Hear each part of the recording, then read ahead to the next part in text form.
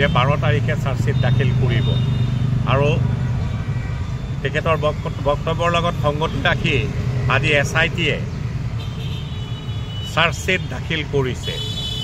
আপোনালোকৰ চতুৰ্থ স্তম্ভৰ জৰিয়তে আমি যি বাতৰি আহিছে আমাৰ হাতলৈ তাৰ পৰা এইটো কথা স্পষ্ট স্বচ্ছ আৰু নিকা যে 4জন ব্যক্তিৰ বিৰুদ্ধে যিসকল ব্যক্তি ইতিমধ্যে একিউজ হিচাপে তেখেতক গ্ৰেপ্তাৰ কৰা হৈছে আৰু তেখেতকৰ 4জন ব্যক্তিৰ বিৰুদ্ধে 103 ধাৰা আৰোপ হৈছে। 103 BNS-ৰ ধাৰাটো তাহানিৰ IPC 302 IPC লেখিয়া অৰ্থাৎ মাৰ্ডাৰৰ ধাৰা সন্নিৱিষ্ট কৰা হৈছে। সেই ব্যক্তিকেইজন হ'ল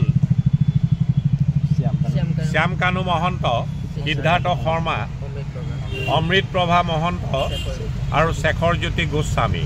এই 4জন ব্যক্তিৰ বিৰুদ্ধে চতুৰ্থ স্তম্ভৰ জৰিয়তে আমি যি খবৰ পাইছোঁ যে তেখেতৰ বিৰুদ্ধে 103 এই চাৰ্জশ্বিটখনত আৰোপ লগাইছে।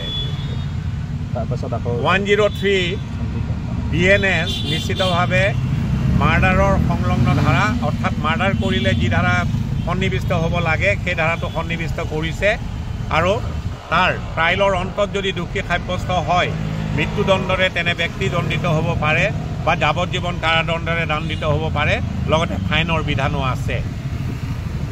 এজন পুলিচ বিষয়াকো গ্ৰেপ্তাৰ কৰা হৈছিলে।